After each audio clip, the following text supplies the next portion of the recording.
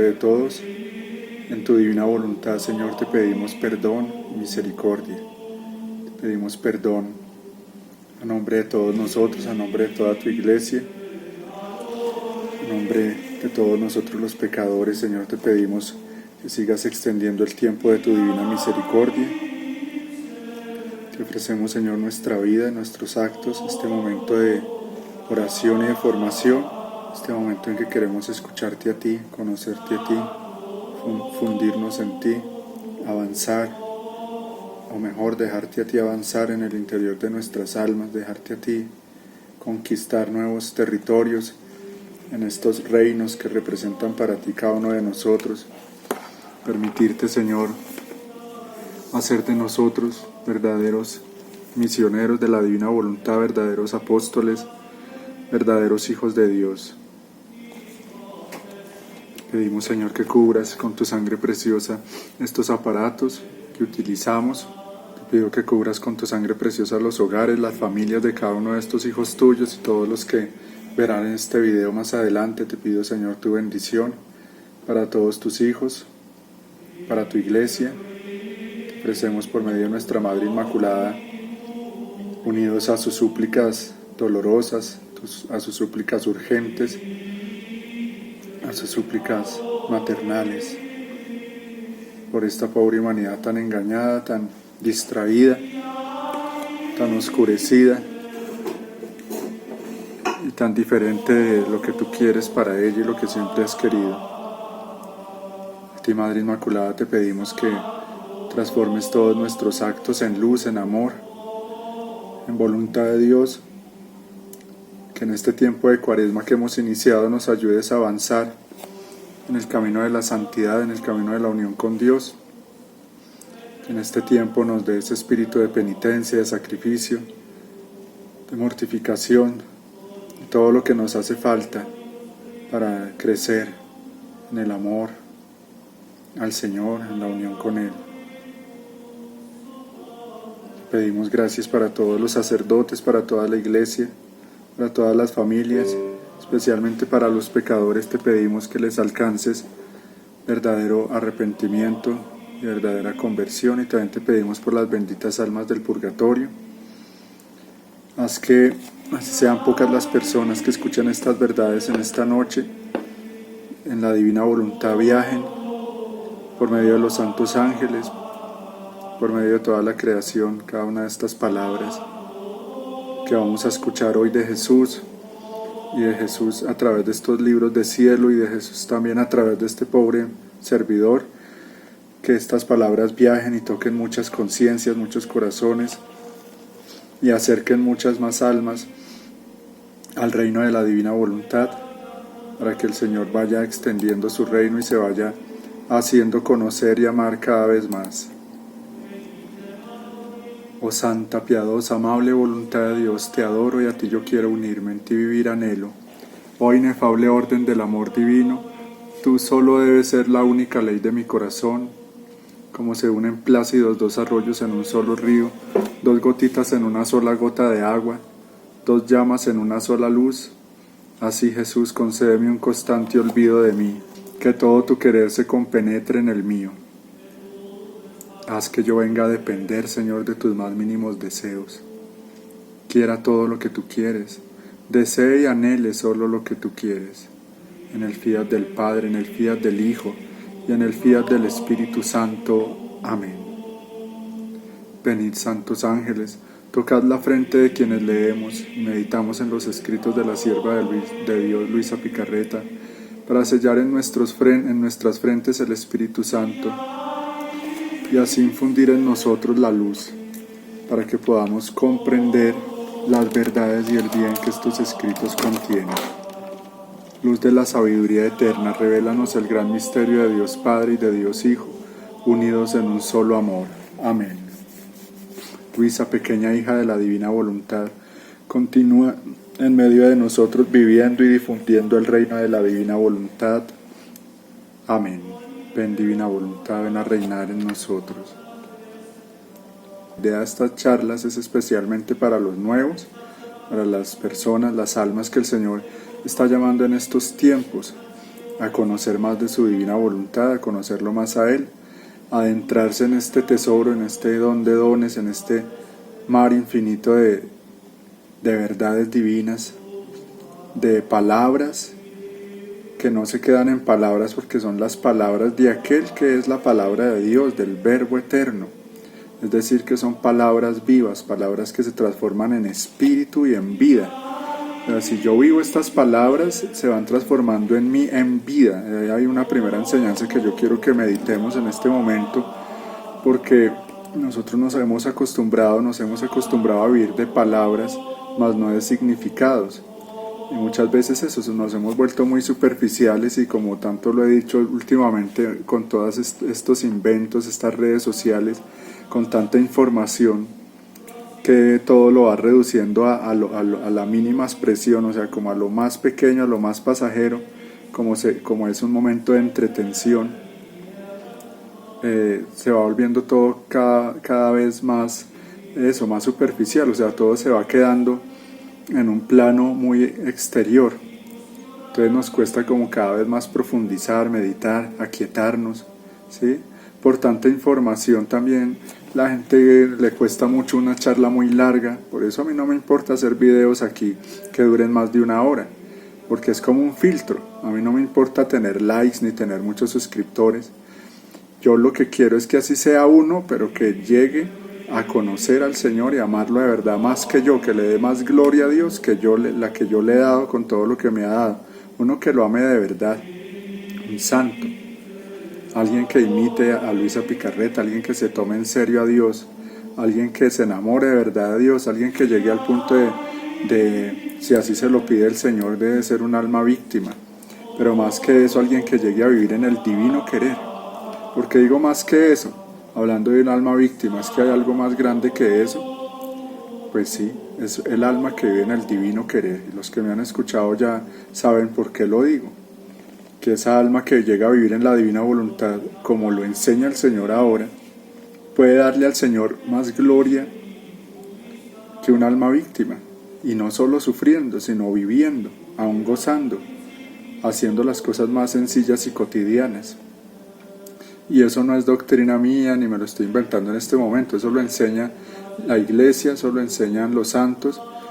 El Señor siempre a través del Espíritu Santo ha enseñado que para Él las obras cuentan es por la intención. Entonces siempre repito lo que dice San Luis María de Montfort en el Tratado de la Verdadera Devoción, ¿no? Cuando él dice que la Virgen le dio más gloria a Dios que todos los santos por la perfección de sus intenciones. Entonces Dios no ve las obras por lo grandiosas que son externamente, sino por la intención con que son hechas. Por eso esto es un estilo de santidad interior, ¿sí? Un estilo de santidad oculta, digámoslo así, en la que el Señor no quiere ni espera obras prodigiosas externamente que llamen la atención de los hombres, sino que lo que Él quiere es verdadero amor. Entonces sí, lo que estaba diciendo, el Señor nos habla a través de estos libros y su palabra no regresa al vacío, depende de nuestra disposición. Pero es impresionante ver y triste, muy preocupante, ver la falta de interés de las personas de conocer de verdad a Dios. Y me refiero a eso, porque en el mundo, ¿para qué hablar de los del mundo? No oro por los del mundo, estoy hablando de los que son supuestamente católicos, supuestamente remanentes, supuestamente personas de oración o que están en un proceso de conversión desde hace muchos años, pero que muchas veces nos conformamos con muy poco. Y así como nos pasa en el plano material, que tenemos una casita, un trabajito o sea, como el pan de cada día ya solucionado, algunos lo tienen solucionado, otros no lo tenemos, pero se llega a una zona de confort y ahí se queda, a un estancamiento, ¿sí? O sea, el hombre siempre está buscando acomodarse y simplificar, o sea, como facilitarse la vida de tal manera que la vida llegue a un punto en que sea muy fácil y pueda dedicarse a la comodidad, al descanso, al placer, a viajar, etc.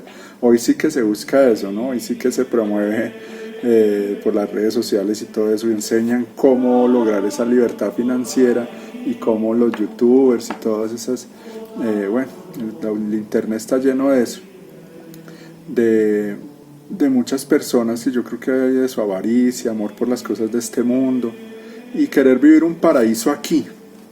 Pero nosotros no, nosotros sabemos que no somos de aquí, que este mundo apesta, ¿sí? Y de qué me sirve a mí ganar este mundo, conocer este mundo, disfrutar este mundo si pierdo mi alma, como le pasa a mucha gente y como lo dice el Señor en el Evangelio. ¿De qué me sirve a mí? ¿Sí? ¿De qué me sirve atesorar las riquezas acá, como dice el Señor en el Evangelio también, donde hay ladrones, donde las cosas se pudren y se dañan, donde nada me llena?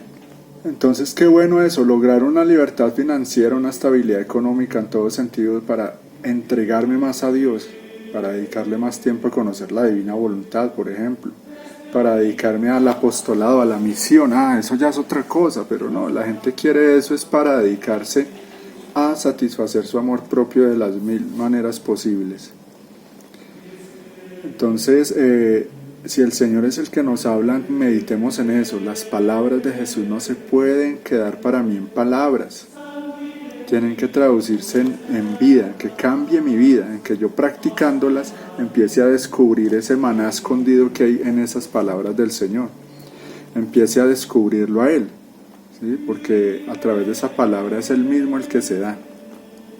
Pero qué tristeza eso, muchas veces nos movemos por emociones, por intereses personales, mas no por amor a los conocimientos de la verdad que es Jesús.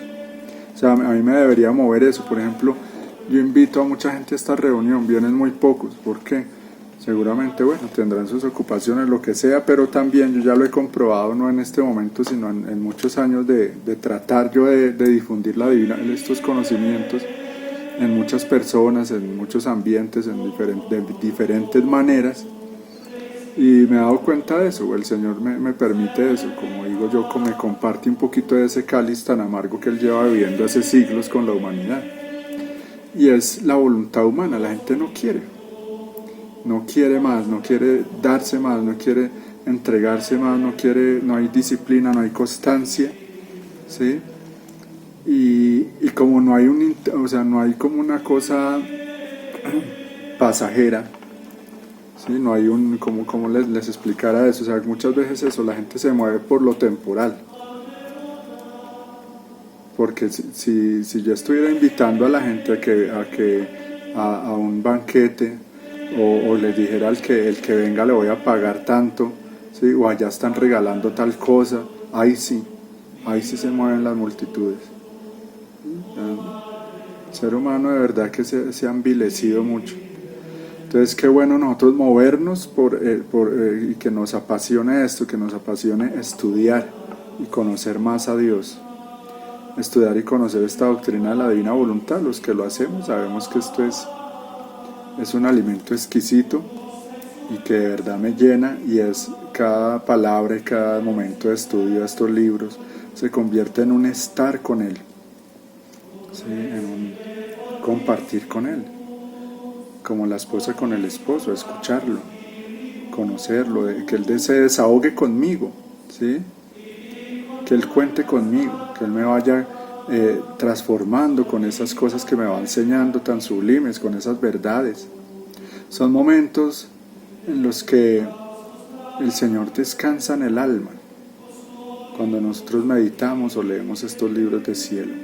Son momentos en los que el Señor da desahogo a su amor que lleva reprimido siglos, porque no hay quien le preste oído de verdad, según Él mismo lo dice. Entonces, como le decía el Señor a Luisa, y nos lo dice hoy a nosotros, cuando prestamos oído, ¿sí?, a las palabras del Señor, podemos decir que Él descansa. Cuando estamos atentos, concentrados. Entonces, sí, mucha gente le cuesta, por ejemplo, una reunión virtual, le cuesta ver un video muy largo, le cuesta leer un libro. ¿Por qué? Entonces, uno puede cambiar si uno quiere, así uno ya esté viejo, hay que cambiar los hábitos. Si yo no tengo el hábito de la lectura y la meditación, adquirámoslo. Se puede adquirir si quiero. Si yo no tengo el hábito de estudiar, adquirámoslo. Hay personas, muchas personas que sí, pero lastimosamente eso, el mundo está lleno de personas que dedican largos años, largas horas, conferencias, una y otra cosa, pague aquí, pague allá, universidad, el magíster, el posgrado, la especialización, etcétera, etcétera, por puras cosas de aquí abajo que se van a acabar y por puras cosas que no son lo más importante. Esto es lo más importante, lo dice el Señor. Esto es lo más importante. Es el tesoro más grande que existe en el cielo y en la tierra. ¿No dice el Señor en el Evangelio? Conocerte a ti, único Dios verdadero, y a Jesucristo al que tú enviaste. Esto es la vida eterna, que te conozcan a ti. Entonces, esto es el Señor dándosenos a conocer. Ojo lo que voy a decir, no he oído, no es un medio humano. Esto de la divina voluntad, estos libros de cielo no son un medio inventado por nosotros, como muchos. ¿Sí? Nosotros no hemos metido la mano acá, el hombre. Es una obra de Dios totalmente. Todo lo que él hace en el alma de Luisa Picarreta, esa es una obra maestra de Dios. Como lo he dicho varias veces, pero lo repito para los que no lo han escuchado, es como si el Señor dijera: en esta alma me le voy a dedicar, ¿sí? La tengo por una misión muy especial, entonces la voy a preparar. Entonces sí, eso es desde la eternidad, que ya estaba ya en la mente, en el plan divino. Y bueno, ya sabemos, los que me han escuchado y los que leen los libros de cielo, que estamos hablando de Luisa, eso, dentro de la estirpe común de los mortales. Ella nació con el pecado mortal, entonces la Santísima Virgen María no pertenece a la estirpe común, entonces ella está fuera de toda comparación, o sea, está a otro nivel. Pero aquí, hablando de los común de los mortales, sí, Luisa Picarreta tiene una misión muy muy grande, y por eso es tan pequeña, la pequeña hija de la divina voluntad. Y a propósito de eso, antes de avanzar con este tema, yo les invito a los que el Señor está llamando en este tiempo, o viene llamando desde hace tiempo, a esta misión tan importante de vivir en su voluntad de una u otra forma. No lo digo esta misión aquí en este canal, ni conmigo, ni en estas reuniones, no. Puede ser por cualquier forma, pero que ya ha escuchado que existe este don de la divina voluntad, estos libros de cielo, y que ha escuchado algo de Luisa Picarreta, los invito a escalar en esa escalera, digamos, un peldaño importante. Puede ser, puede ser porque eso, se puede convertir la lectura de este libro que les voy a recomendar en un escalón más, para yo permitirle al Señor que me prepare para llegar al reino de su voluntad. Porque son bases, son raíces muy profundas que tiene que el Señor hacer en nosotros para ese gran árbol. Por eso primero tenemos que crecer eso en la pequeñez, como lo he dicho yo en algún momento. La pequeñez es la entrada, es la llave, es la puerta para ese reino. Por eso el Señor a Luisa le pone ese nombre, la pequeña hija de mi voluntad. Entonces, la pequeña es lo primero, ¿sí? Que ahora en el cielo es grande, muy grande, pero en la tierra era eso, la pequeña. Y mientras estuvo en la tierra nunca perdió esa pequeñez, y sufrió mucho por conservar esa pequeñez. Mientras que nosotros sufrimos, nos esforzamos por adquirir grandezas, por dejar de ser pequeños, por relucir, por llamar la atención. Hoy pensaba en eso estos días, que a veces está uno en Facebook y le salen videitos de una y otra cosa, o en Instagram, eso que está tan de moda ahora de los reels, esos videos corticos, y de verdad que la gente raya en la ridiculez. O sea, el ser humano se ha vuelto ridículo y estúpido, y la gente eso inventa y trabaja y hace cosas para tener seguidores, para tener likes, para ganar plata puede ser, pero da tristeza ver eso, como el hombre se mueve por el hombre, no por Dios. O sea, hoy en día el hombre moderno no sabe lo que se está perdiendo por hacer las cosas con intención de agradar al mundo y de agradar al hombre. Si lo hiciéramos para agradar a Dios, o sea, es otro nivel. Esa persona viaja a otro nivel, va a otro voltaje, vive de otra manera muy grande, muy digna en comparación a lo que se ve en el mundo. Cuando yo me muevo por agradar a las criaturas, por recibir un like o por que me paguen o me compren o lo que sea, me quedo en una pequeñez que no es buena. Aquí estamos hablando de la pequeñez en el alma, en una pequeñez, digamos, de dejarle a Dios que me dé sus grandezas, que me llene de lo de Él. Pero yo de lo de aquí, eso no me preocupo porque estoy pequeño, o sea, no. Entonces, bueno, antes de que se me vaya la idea, el libro es Historia de un alma, el libro que les quiero recomendar para que ojalá lo lean, de Santa Teresita del Niño Jesús, que también se puede encontrar en audiolibro en YouTube. Ese libro es una joya que muchos no la han descubierto y tiene muchísimo que ver con la divina voluntad. O sea, el Señor es muy pedagógico y muy perfecto, y Santa Teresita es uno de esos santos más recientes, ¿sí? Prácticamente contemporánea de Luisa Picarreta, y en ella el Señor hizo eso. O sea, en ese libro el Señor nos muestra en qué consiste ese estilo de santidad que Él quiere ahora. Claro, con lo de Luisa va más allá, más se perfecciona, se completa, por eso digo que hace parte del plan. Entonces lean ese libro, Historia de un alma. Ahí vamos a conocer también dónde está la verdadera belleza, que es interior, la verdadera grandeza. Ella hacía actos en la divina voluntad, o sea, de manera consciente o inconsciente, pero lo hacía. Y quería amar a Dios por todos, a nombre de todos, y por eso se le, por ejemplo, ¿cómo ve uno que ella logró entrar en algún modo al reino de la divina voluntad? Porque es la patrona de las misiones, siendo que estuvo aquí externamente hablando, estuvo encerrada en un convento. Entonces, ¿cómo es que es la misionera número uno, una de las grandes misioneras? Precisamente porque ella vivía más en el alma, o sea, era un alma de vida interior. A ese es el punto que debemos llegar. Ser de vida interior, ¿sí? Ser almas de vida interior, ese es el punto, eso es a lo que quiero ir con ese libro. Que nos interesemos más en qué es la vida interior, comprendamos más cómo se vive ahí más adentro que afuera, y además nos ayuda ese libro eso, a conocer más a Jesús y amarlo más, a querer amarlo más. Entonces se lo recomiendo. Bueno, después de toda esta larga introducción, entonces vamos con nuestro tema de hoy, que se llama la santidad divina y las virtudes. Dice: hija mía, las otras virtudes, por cuanto altas y sublimes, se hacen siempre distinguir a la criatura y al Creador. Solo el amor es lo que transforma el alma en Dios y la forma una sola cosa con Él. Que aquí el Señor no nos está diciendo nada raro, solo nos está repitiendo lo que ya dice en Juan 17, que es el capítulo que siempre estoy repitiendo porque ahí está todo, como ese querer, ese plan divino, ese sueño del Señor, está ahí, resumido en Juan 17. O sea, el Señor no va a estar contento ni pleno y la creación no va a llegar a su finalidad hasta que el hombre no vuelva a ser uno con Él.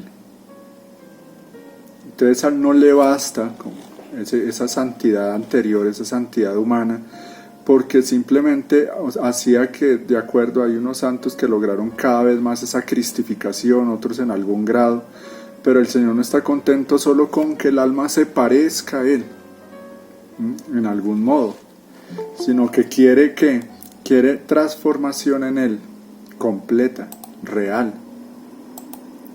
¿Sí? Quiere una transformación más mística, más profunda y más real de lo que nosotros estamos acostumbrados a creer o a pensar. Por eso aquí el Señor nos habla de que no basta solo ese camino de las virtudes, sino para eso nos quiere dar este don de la divina voluntad. Y algo muy importante sobre lo que les venía hablando de ese libro de Historia de un alma de Santa Teresita, es porque ahí el Señor nos va introduciendo como digo, en el estilo de santidad divina que Él quiere ahora, que consiste ya no en cosas grandes externamente, vuelvo y repito, o sea, portentosas, heroicas. Entonces la misma Santa Teresita de eso, ya hay partes muy lindas en que habla de eso, o sea, de que ella no tiene esas cualidades que tenían ciertos santos, dice como una montaña, sino que es como una florecita. Entonces Entonces ella eso, ama y confiesa su pequeñez, su debilidad, y siempre se compara con una flor. Y resulta que nosotros en esta generación, por el ambiente y la cultura en que hemos vivido, nos hemos vuelto así, nos hemos vuelto muy débiles, ¿sí? Nos hemos vuelto en cierta forma eso, pequeños. Necesitamos una santidad que no nos requiera, digamos, ciertas cosas prodigiosas externamente hablando, vuelvo y repito, que sí las había en otras épocas o que las hacían esos santos de esas otras épocas. Sin querer decir eso que no sea posible, o si el Señor le da la gracia a alguno y lo llama a hacer ese tipo de cosas, pues bendito sea Dios. Pero como lo decía en la charla anterior, ahora en la divina voluntad el Señor nos pide otro tipo de actos, otro tipo de sacrificios. Es una santidad, por ejemplo, que ya no está basada en el dolor, sino en el conocimiento, o sea, en el amor, porque entre más lo conozca yo más lo amo. Siempre toda la base de toda santidad está en la caridad, ¿no?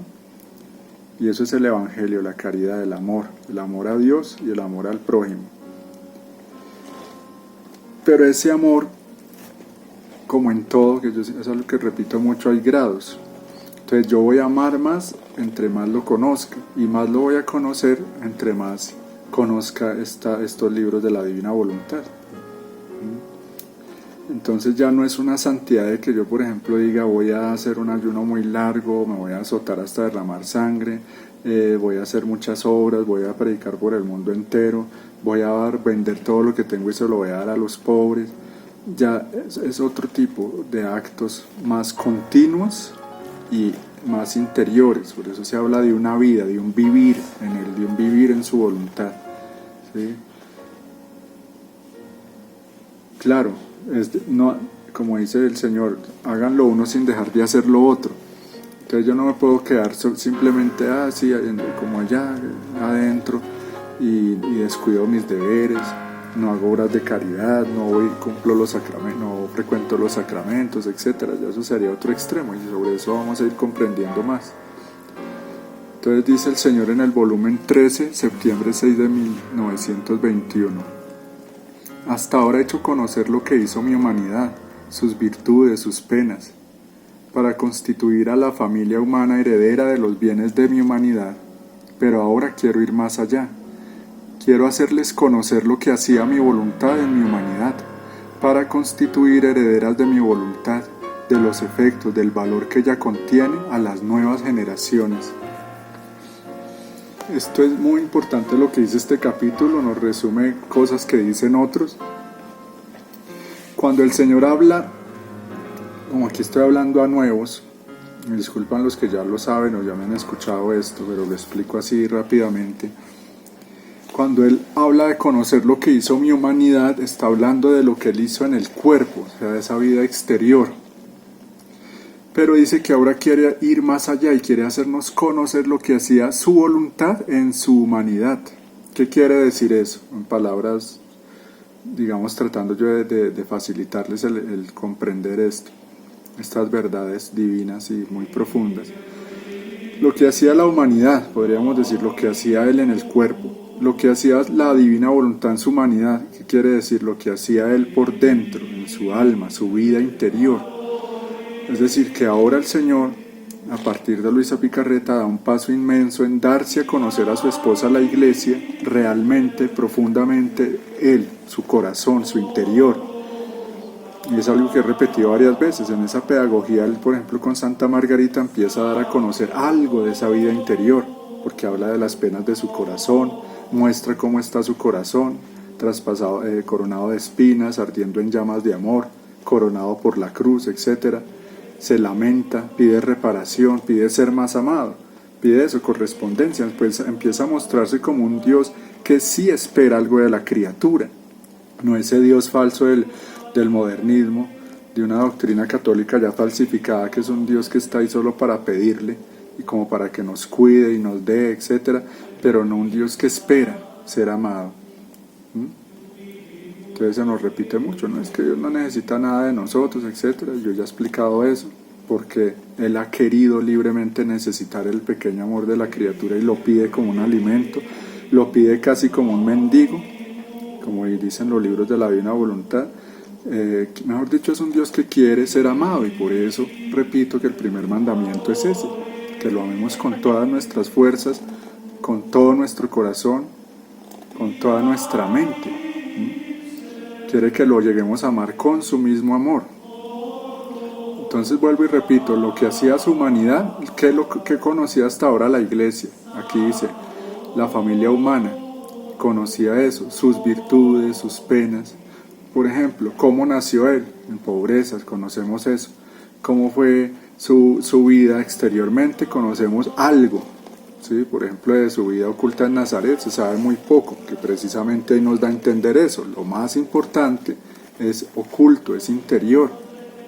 Y no es como dicen los mentirosos de la nueva era, que en esos tantos años que Jesús estuvo de vida oculta, o sea, esos 30 primeros años empezó que a viajar al Himalaya, que a la India, que no sé qué, a aprender técnicas extrañas para poder hacer los milagros que hacía, y empezó supuestamente a descubrir quién era él. Mentiras del demonio. El Señor, desde el instante de su encarnación, imagínense eso, desde que era una célula microscópica en el seno de la Santísima Virgen María, ya sabía quién era Él, obviamente, era su divinidad actuando, ya tenía el uso de la razón, o sea, Él siempre actuó como Dios, interiormente, y ocultaba toda esa grandeza. Ahí está mejor dicho, las palabras humanas se quedan cortas, ahí esa es la humildad impresionante de todo un Dios. Ahí nació la humildad, imagínense un Dios inmenso, ocultarse, esconder toda esa grandeza, toda esa riqueza, toda esa potencia, toda esa gloria, esconderla, ocultarla bajo los velos de que es un hombrecito, un bebecito, después el hijo de un carpinterito, después un hombre, ¿sí? un nazareno, después crucificado, y es lo que hace impresionantemente en la Eucaristía. Esconde, oculta toda esa grandeza bajo los velos de una hostia.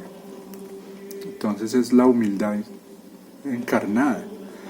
Sí, realmente por eso se habla de que en las bodas de Caná fue su primer milagro, por la intercesión de la Virgen. Eso nos da a entender que de resto él no hacía cosas prodigiosas externamente, pero no necesitaba ni la Virgen ni San José nada de esas cosas, porque ellos ya, mejor dicho, sabían quién era él, y pues con la forma en que nació tan impresionante y todo, pues ya estaba confirmado para ellos totalmente que él era el Hijo de Dios, sin necesidad de que estuviera haciendo con pedacitos de barro, sacando pajaritos, ¿sí? como hemos escuchado por ahí. Entonces lo que nos está diciendo acá es muy importante, porque el Señor dice, atentos a esto, y ojalá tomen apuntes, los que les gusta tomar apuntes, que es muy útil, que cuando esto se conozca, esto que nos acaba de repetir acá en el volumen 13, viene la tercera renovación de la tierra. Escuchen eso, o sea, la primera es la creación, la primera intervención de Dios, digámoslo, de la Santísima Trinidad, el primer fiat, su primer hágase, que comienza con el fiat lux, hágase la luz. Comienza con es su primera gran obra que se le atribuye al Padre, la creación. La segunda es la redención, que se le atribuye a Dios Hijo, y comienza con la encarnación, con el fiat de María, otro fiat, hágase, otro hágase. Y el tercer fiat comienza con Luisa Picarreta, que es la tercera renovación, que se llama la santificación y se le atribuye al Espíritu Santo. Y comienza con ese fiat de ella y de cada uno de nosotros, cuando queremos que se haga, se cumpla su voluntad en nosotros, y cada uno de nosotros le da ese fiat, ya ahí está extendiéndose ese reino que pedimos en el Padre Nuestro, ese venga a nosotros tu reino, está ahí. Entonces, ¿qué dice el Señor? Vuelvo y repito, que cuando conozcamos lo que hacía su voluntad divina en su alma, o sea, su vida interior, viene esa tercera renovación. Aquí que nos dice, cuando esto se conozca, dice, constituiré herederas de mi voluntad de los efectos, del valor que ella contiene a las nuevas generaciones. Entonces vamos meditando, por eso aquí nos podemos quedar en este solo párrafo horas enteras meditando, porque mire lo que dice, herederas de mi voluntad, ahí ya está todo. No nos sorprende esto porque no sabemos bien qué es su voluntad, ni lo que ello implica, pero es su esencia, es la esencia de todo eso, es la fuerza creadora. Su voluntad es el motor que mueve el universo y resulta que Él no la quiere dar en herencia. Y los efectos, o sea, todo lo que conocemos, lo que llamamos vida, es un efecto de la voluntad divina, imagínense, o sea, es un fruto de su voluntad. ¿Por qué existe la vida? Porque Dios quiso. O sea, que antes de todo está su querer. Tanto así que los atributos que Él tiene es por su voluntad. O sea, Dios es amor, es misericordia, es justicia, es fortaleza, es bondad, Dios es bueno, todo eso porque Él quiere. O sea, parte todo de su voluntad, como si fuera su motor, su sol, su sustancia es la mejor manera de decirlo, su esencia. Y resulta que esa esencia, que es el todo, no lo quiere dar como herencia. Entonces, si tenemos su voluntad, no nos alcanzamos a imaginar lo que viene con ella. Es eso, la divinización del hombre, llegar a ser uno con Él verdaderamente. Si esto era necesario para ti, mucho más, entonces ahí, al comprender en profundidad más esto, se entiende por qué el Señor habla de una tercera renovación, gracias a estos conocimientos. Porque empiezan a ver en la tierra almas viviendo a lo divino, viviendo en el cielo, viviendo en la tierra como en el cielo. O sea, aunque aún estén en la tierra, aunque aún estemos en la tierra, comenzar a vivir de una manera divina. Aquí en el volumen 16, noviembre 15 de 1923, dice el Señor, si esto era necesario para ti, mucho más para toda la iglesia, la cual debía hacer conocer primero las cosas inferiores y luego la más superior de todas, ¿cuál es mi voluntad? ¿De qué nos está hablando aquí? De su pedagogía. Siendo el maestro perfecto, sabe cómo irse dando a conocer, y siendo un manantial infinito, pues se tenía que ir dando como de a sorbos y tenía que irse manifestando poco a poco, como lo ha venido haciendo. Entonces yo no puedo darle a un niño, por ejemplo, un billete de 100,000 pesos, porque no sabe, él pensará que es un papelito. Si tiene un marcador por ahí, empieza a dibujar en él, o si le da ganas lo rompe, o lo tira al agua, o lo deja por ahí porque ve que no se lo puede comer, lo bota como si fuera un pedazo de basura. Entonces, antes de yo darle el billete de 100,000 pesos, tengo que explicarle a él el valor que tiene ese billete, y tengo que decirle, mira, pero es mejor, una persona más sabia y más inteligente dice, no, ¿para qué le voy a dar un billete de 100,000 a un niño? No está preparado, no va a entender qué hacer con él. Entonces más bien va y compra cosas y le regala cosas que él sí puede comer, o un juguete, o le regala un saquito, algo que él sí puede aprovechar y está, digamos, hecho a su medida, de acuerdo al nivel de conocimiento que tiene ese niño. Es más, me acuerdo que el Señor pone un ejemplo tal cual en los libros del cielo, Él habla de eso, o sea, yo no puedo pone el ejemplo de eso, de un valor para nosotros muy, muy fácil de entender, que es el dinero, y explica como yo lo acabo de decir. Ese niño, cuando ya tiene el conocimiento, entonces de pronto tendrá que crecer, cuando ya está más grandecito, ahí sí se le da. Así ha pasado con la iglesia, así pasa con nosotros. Cuando Él vino la primera vez a la tierra, la humanidad no estaba preparada para ciertos conocimientos, y Él mismo se lo dice a los apóstoles, dice, tengo muchas más cosas que enseñarles, pero por ahora con esto basta, es bastante, es suficiente para ustedes. También dice, si les hablo de las cosas de la tierra y no entienden, ¿qué será si les hablo de las del cielo? Entonces se han necesitado todos estos 2000 años para que el Señor fuera avanzando, a través de los santos, a través de la iglesia, a través de lo que llamamos el magisterio de la iglesia, para irse revelando más a su esposa, la iglesia. Y eso lo dice tal cual el catecismo, dice: Jesucristo siempre hablará con la iglesia. O sea, no se puede callar porque tiene mucho más que enseñarnos. Aclaro eso, ¿no? Para los que son muy tradicionales, muy ceñidos a la letra del Señor, ellos dicen que ya Jesucristo es la última palabra del Padre, que ya, mejor dicho, la revelación terminó hace muchos años, entonces todo lo que sea del Concilio Vaticano II para acá es del diablo prácticamente, todo eso es herejía, todo lo condenan, todo lo nuevo, digámoslo así, lo condenan.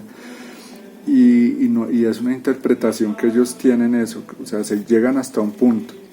Entonces sí, Jesucristo es la palabra del Padre, es la revelación del Padre, y en Él basta todo. Una nueva revelación que no viene de Jesucristo sí debe tenerse como una herejía o como una cosa del demonio, un anatema, una cosa falsa. Por ejemplo, alguien, como pasó con los mormones, que viene el supuesto ángel y dicta otro libro que es otro evangelio, o los de las falsas religiones, ¿sí? Ahora estamos en la apostasía. Hay católicos, supuestos católicos, que como nunca vivieron verdaderamente su fe, entonces no solo se están yendo a las sectas como viene pasando hace décadas, sino que ahora se están yendo es al budismo, al gnosticismo, al hinduismo y a otras prácticas de religiones que son paganas, porque son facilismo, una comodidad, buscar un Dios a mi medida, un Dios al que no me va a juzgar, un Dios que no me da mandamientos, un Dios al que yo puedo prácticamente manipular y engañar a mi acomodo, y un Dios falso al que yo puedo decirle: hoy sí quiero portarme de acuerdo a esto y mañana no, me porto según el mundo porque es lo que yo quiero. Entonces es un Dios falso, que yo puedo vivir de una manera falsa, obviamente. Entonces no, con el Dios verdadero sí, las cosas son muy diferentes, porque el amor es lo más exigente que hay. Un amor que nos pide eso, perfección, que nos pide entregarle nuestra voluntad para Él darnos la verdadera libertad. Entonces, ¿qué nos está diciendo aquí el Señor? Las cosas inferiores preparan las mayores. O sea, primero tenía que enseñar las cosas inferiores. O sea, que todo lo que hemos conocido hasta ahora y lo que ha conocido la iglesia es, digamos, parte de ese proceso, como estoy diciendo. Y ahora el Señor nos viene a dar lo superior, los conocimientos más altos, más profundos, esas cosas del cielo de las que no estábamos preparados para escuchar. Entonces primero nos habla de lo de la tierra, nos enseña de las cosas de la tierra, nos enseña cómo portarnos mejor acá, cómo amar mejor al prójimo y todo lo que es el evangelio, ¿no? Cómo empezar a vivir en la tierra pero con la mirada allá. Pero ahora nos empieza a decir, como ven, tráelo de allá para lo de que dice: mire, es que así es que vivimos en el cielo, esto es lo que yo quiero de ustedes, así soy yo, quiero que me amen por esto y por esto. Y es tanto lo que tenía que enseñarnos de más, que por eso toma a Luisa y la tiene en una cama durante más de 60 años, es muchísimo tiempo, una cruz muy larga que le tocó, para que ella no estuviera distraída en las cosas de aquí, del mundo exterior, y pudiera concentrar el Señor en él esta gran obra y empezarle a dictar todo lo que son los volúmenes. Aquí en el volumen 16, noviembre 15 de 1923, dice: si al principio, cuando comencé a hablarte, te hubiera hablado de mi voluntad, tú no me habrías entendido. Habría hecho como un maestro que, en lugar de enseñar al discípulo las primeras letras del alfabeto, o sea, las vocales, quisiera enseñarle las ciencias, las lenguas extranjeras. Antes de enseñarle las vocales, me hubiera puesto a enseñarle ciencias, lenguas extranjeras. Pobre muchacho, se confundiría y no aprendería jamás nada. En cambio, quise hablarte del sufrir, de las virtudes, cosas más adaptadas, más palpables a la naturaleza humana, y que se pueden llamar el alfabeto de la vida cristiana, el lenguaje del exilio y de aquellos que aspiran a la patria celestial. En cambio, mi voluntad es el lenguaje del cielo, y principia donde las demás ciencias y virtudes terminan. Entonces miren qué hermoso lo que el Señor está diciendo ahí, siguiendo sobre esta misma idea, para que vayamos comprendiéndolo cada vez mejor y nos vayamos familiarizando con su lenguaje, que es algo que yo he dicho ya aquí en el canal, pero lo repito para los nuevos. Todas las ciencias, las artes, las técnicas tienen su propio lenguaje, ¿no? Pues en la Divina Voluntad vamos eso, a familiarizarnos y a conocer, a estudiar, a profundizar el lenguaje de Dios, el lenguaje de Jesús, el lenguaje del cielo, como nos lo acaba de decir acá. Entonces, por ejemplo, los que estudian Derecho manejan unas palabras, unos términos, unos conceptos propios del derecho que alguien que no ha estudiado Derecho, alguien que no es un abogado no entiende ni papa de eso. Los músicos manejan su lenguaje, sus términos, sus conceptos, sus leyes, que alguien que no sabe de música queda loco con todo eso. Así, con cada una de las ciencias y de las disciplinas humanas, se maneja un lenguaje propio de esa disciplina. Pero resulta que en el lenguaje del cielo somos unos analfabetas la mayoría. Y resulta que en esta formación y en este estudio lo que el Señor quiere es eso, que comprendamos su lenguaje con estos libros de la Divina Voluntad, que aprendamos a conocer y a ser expertos, ojalá, en el estudio más importante de todos, que es el de Dios. Hay una parte en que el Señor dice eso, estudienme. Entonces pongámosle lógica a las cosas. Si cualquier cosa humana, cualquier rama del conocimiento humano es tan vasta, ¿sí?, que se requieren años de estudio, años de experiencia, en fin, y se especializa alguno en eso,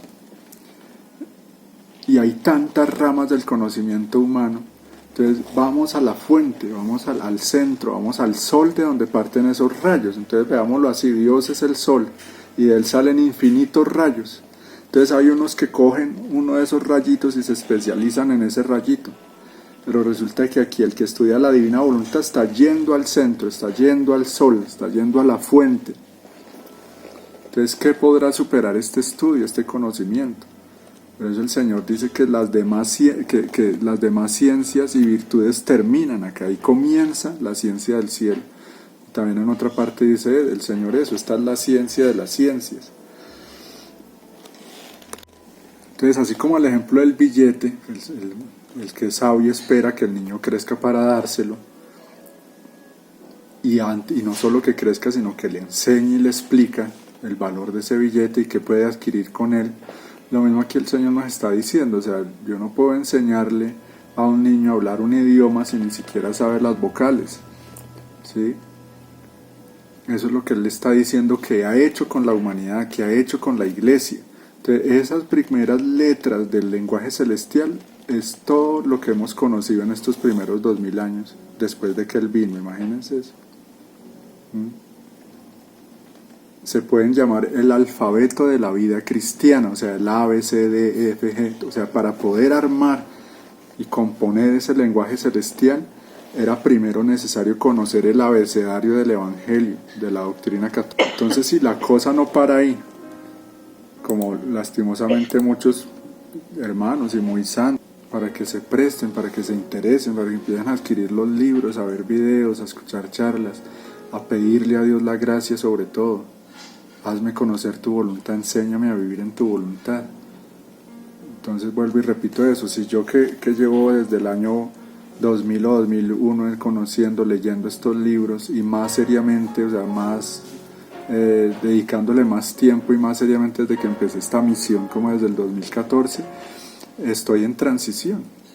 O sea, hasta ahora conozco las primeras letras. Y Luisa Picarreta, ya estando en el volumen 30 y algo, le decía eso al Señor, que ella era una pequeña analfabeta de la Divina Voluntad, que hasta ahora conocía eso, las primeras letras del abecedario. Entonces, ¿qué podremos decir nosotros? Por eso es cuando uno empieza a adentrarse en esto y el Señor empieza a participarme cada vez más de lo que Él es, o sea, a participarme esa vida divina, a comunicarme más de lo que Él es, empieza uno a sufrir por lo que Él sufre. Y en ese sufrir por lo que Él sufre, empieza uno a sufrir por el estado de las criaturas, por el estado tan miserable en que está la humanidad. Y empieza uno a sufrir de ver tanta estupidez, tanta ceguera, tanta ingratitud, tanto engaño, tanta maldad.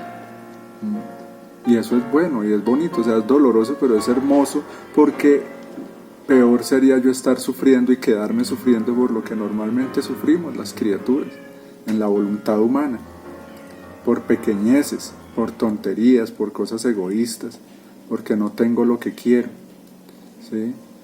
O empezamos a sufrir por cosas, digamos, corporales, que sí hacen sufrir, pero, o sea, obviamente hay cosas que nos hacen sufrir y no está mal sufrir por eso, pero ¿cómo se sufre por eso? O sea, en la divina voluntad se llega al punto de que ya eso se vuelve un descanso, o sea, el tener una cruz, el tener que ofrecerle al Señor es bueno. Y como le pasaba a los santos, ¿no? Que ya empiezan a comprender lo que es la cruz y ya la empiezan casi a disfrutar, digámoslo así, entre comillas, la empiezan a valorar, porque saben que a través de esa cruz están consolando a Jesús, están sacando almas del purgatorio, están alcanzando gracias innumerables para la conversión de muchos pecadores, en fin. Bueno, sigamos adelante. Aquí en el volumen 19 nos dice: a mí me parece que las criaturas no tienen de ella el concepto que merece, ni tienen la gran impresión de las maravillas que en ella hay. Más bien parece que la ponen a la par de las virtudes. Aquí está hablando de su voluntad. Y tal vez tengan en más aprecio a estas virtudes que a la santísima voluntad de Dios. Repito, me parece que las criaturas tienen de ella un concepto, digamos, podríamos decir eso, muy vago, o muy lejano, muy pequeño, muy limitado, no el concepto que merece. Ni tienen la gran impresión de las maravillas que hay en ella. Más bien parece que la ponen a la par de las virtudes. Por eso, o sea, es muy limitado, digámoslo así, cuando se habla de la divina voluntad. Los que escucharon por allá que hay una charla de la divina voluntad, un retiro de la divina voluntad, o Luisa, que la divina voluntad son, o sea, se queda muchas veces pensando que la divina voluntad es como una devoción más, una espiritualidad más, o un grupito de oración, ¿sí? Y no, o sea, que eso nos quede bien claro desde el principio. Cuando hablamos de la divina voluntad estamos hablando de Dios mismo, estamos hablando de su esencia, de lo que mueve todo, ¿sí? Que eso nos quede claro. Entonces, ¿sí queda claro eso? O sea, cuando estamos hablando de voluntad de Dios, no estamos hablando, o se habla de la divina voluntad. Por ejemplo, he escuchado a alguien que invitaba por allá a una charla y se veía que no tenía ni idea o muy poca idea por allá lo que había escuchado de Luisa y de los libros. Decía que eran como 17 libros o algo así, no, son 40 libros, 36 libros de cielo, las horas de la pasión, el libro de la Virgen María en el reino de la divina voluntad, el libro de los giros y las memorias de la infancia. Eso suman exactamente 40 libros, que es muy significativo porque son 40 libros escritos en 40 años, y ustedes saben lo que significa el número 40 en la historia de la salvación. Tiene un misterio muy grande, y en la vida misma, ese número 40. Y decía eso, la divina voluntad de Luisa Picarreta, no es, o sea, es un error decirlo así o verlo así. No, Luisa es un instrumento para que el Señor dictara unos libros para dar a conocer su voluntad. Pero no es que la divina voluntad sea la espiritualidad de Luisa Picarreta, es un error. La divina voluntad, lo que siempre ha estado ahí moviendo todo, es el origen de todo, vuelvo y repito, es como dice el mismo Señor, dice, mi voluntad soy yo mismo, dice él, así de sencillo. Entonces no nos podemos seguir quedando con eso, con tener un vago concepto de qué es la voluntad divina. Las virtudes pueden ser de las criaturas y pueden formar a lo más una santidad humana. Mi voluntad es de Dios y puede formar una santidad toda divina. ¡Qué diferencia! Pero como las criaturas están habituadas a mirar en lo bajo, por eso le hacen más impresión las pequeñas lamparitas de las virtudes que el gran sol de mi voluntad.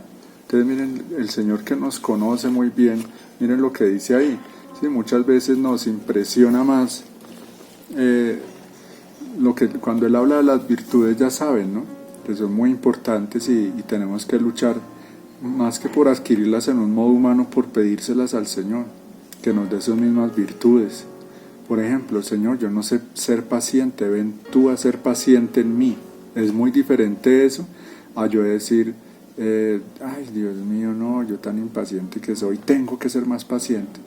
Voy a proponerme ser más paciente, entonces cuando me digan esto me voy a quedar callado. No, es diferente. Si notan la diferencia, yo le digo al Señor, dame tu paciencia, ven tú a ser paciente en mí. Y no yo decir, me voy a esforzar por ser paciente. O sea, lo uno es entender que viene de Dios, que todo es un don de Él, y que si Él me da su paciencia, es una paciencia a lo divino, y no humanamente hablando, una virtud adquirida como con las uñas, con un esfuerzo humano, poco a poco, y sí. Eso no quiere decir que no me esfuerce por, o sea, es que eso hay que saberlo entender, es complejo ese tema. Pero bueno, aquí en el camino el Señor nos va a ir ayudando cada vez más a comprender esa diferencia entre las virtudes en el modo humano a la santidad divina. Porque es una diferencia eso, como entre el cielo y la tierra, muy muy grande. Por eso es que el Señor nos pide tanto la pequeñez. Porque el que es pequeño entiende que necesita esa ayuda del papá y la mamá. O sea, el que es pequeñito sabe que por sí mismo no puede dar ni un paso porque se cae. Sabe que es, o sea, y es una ovejita. Entonces, ojalá entiendan lo que les voy a decir. No queramos ser lobos y actuar como lobos, porque somos ovejas del Señor. Por ahí hay muchos lobos hoy en día, gente pilísima para las cosas de aquí, muy astutos en sus negocios. Los hijos de las tinieblas, miren a dónde han llegado, miren lo que han conseguido, miren cómo manipulan a todas las naciones. Los hijos de Satanás son lobos. Si solos llegaron allá, o sea, digamos solos en el sentido de eso, sin la ayuda de Dios, por sí mismos y con la ayuda de los demonios, han llegado a escalar y a escalar posiciones muy relevantes en el mundo. Y esos pobres lobos están llenos de soberbia y de grandezas humanas, y saben esto y lo otro, y manejan varios idiomas, y estudiaron muchas carreras, y tienen muchísima plata, y poder, y dominio, y lo que sea. Pero es un hombre autónomo, como si él se creyera que él ha construido lo que es, y como si se hubiera creado él a sí mismo, lo cual es una absoluta mentira, y es lo que el diablo les hace creer. Y como lo ha hecho a través de muchos filósofos, ¿no? Ese llevar al hombre moderno a esta autonomía suicida en la que está. Entendamos eso, ¿no? Porque yo le estoy hablando aquí a mucho público que son personas pequeñas. Cuando se habla de autonomía, me refiero a eso, un hombre que se rige y se gobierna a sí mismo, no deja que Dios lo gobierne. O sea, un hombre que se constituyó en Dios para sí mismo. Ese es el hombre autónomo, el hombre moderno. Entonces, autosuficiente, ¿sí? Autocomplaciente, y todo lo auto, ¿no? Entonces es un hombre autónomo porque es como si se rigiera a sí mismo, y hasta el punto de que se ha vuelto un autómata. ¿Sí? Un hombre autómata que ya no sabe ni para dónde va, y creyéndose muy dueño de sí mismo y muy diosito, se ha convertido en un estúpido que lo manejan como un títere y que lo están conduciendo por donde lo quieren conducir. Esos lobos. Entonces, ¿por qué les digo? Somos ovejas, no queramos ser lobos, ni nos afanemos por no ser lobos. Entonces, una oveja aprende a confiar en su padre, aprende a confiar en Dios, aprende a confiar en el buen pastor, aprende a abandonarse en él, ¿sí? Aprende a fiarse de él, le pide ayuda para todo, cuenta con él para todo. Entonces, así debemos ser nosotros con el Señor, ser ovejas, que se dejan conducir, que se dejan enseñar, que se dejan gobernar, que se dejan instruir. Pero muchas veces, aunque somos ovejas, a veces como que tenemos ciertas actitudes de lobos. y nos soltamos de las manos del pastor, pero como somos ovejas, pues somos torpes, y dándonos las de lobo resultamos allá enmarañados, engañados o atrapados, y tiene que ir el buen pastor a rescatarnos, y es cada vez que pecamos, ¿no? Cuando caemos en pecados graves, eso, estamos actuando autónomamente, o sea, estamos haciendo lo que nos da la gana. Bueno, acá en el volumen 17 dice: a ti es dado, hija primogénita de mi divino querer, el hacer conocer los méritos, el valor, el bien que mi voluntad contiene y su eterno dolor por vivir desconocida, oculta en medio de las generaciones humanas, es más, despreciada y ofendida, y puesta a la par de las virtudes por los buenos, como si fuese una pequeña linterna, como son las virtudes, y no un sol, como es mi voluntad. Entonces miren, atención a esto, ahí nos aclara el Señor esto. Si Él compara su voluntad a un sol, con el sol, dice que las virtudes son como pequeñas linternas. Y eso es lo que, con esto es comparable las santidades anteriores. Las santidades de todos los siglos que han pasado, por portentosas que parezcan, han sido la santidad de las virtudes. Entonces, unos de estos santos han tenido no una virtud, sino muchas o todas las virtudes, porque tenían la reina de todas, que es la caridad, y la base de todas, que es la humildad. Tenían caridad y humildad, estaban hechos, estaban completos con todo eso. Pero sin embargo, en comparación con el sol de la divina voluntad, tenían solo alguito de luz, algo de luz, pero no el centro, no la fuente misma de la luz, que es lo que el Señor nos quiere dar en estos tiempos, imagínense, hermano. Aquí el Señor le está diciendo a Luisa eso, que a ella le está dando a conocer esa voluntad que era desconocida y que sufre porque ha sido despreciada, ofendida, precisamente porque no era conocida. Por eso ahora que nos la está dando a conocer, pues ya nosotros empezamos a saber, empezamos a adquirir esos conocimientos y nos empezamos a mover por esos conocimientos. Entonces, como ya lo he dicho anteriormente, se lo repito a ustedes que me están escuchando aquí, es muy diferente cuando yo me muevo por lo que siento a cuando me muevo por lo que sé. Mediten en eso.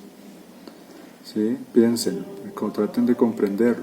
Es muy diferente cuando yo me muevo por una emoción, por un interés personal o por una pasión, a cuando me muevo por unos conocimientos, unas verdades divinas que se convierten en mí en convicciones.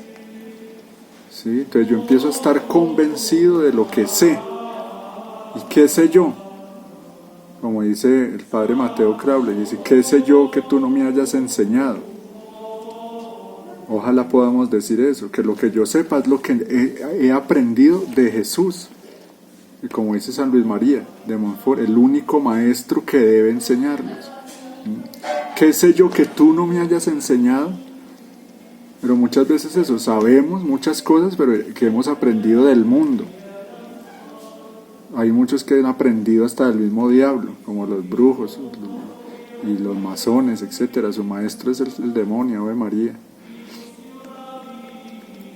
Entonces, o saben de maestros, cosas humanas.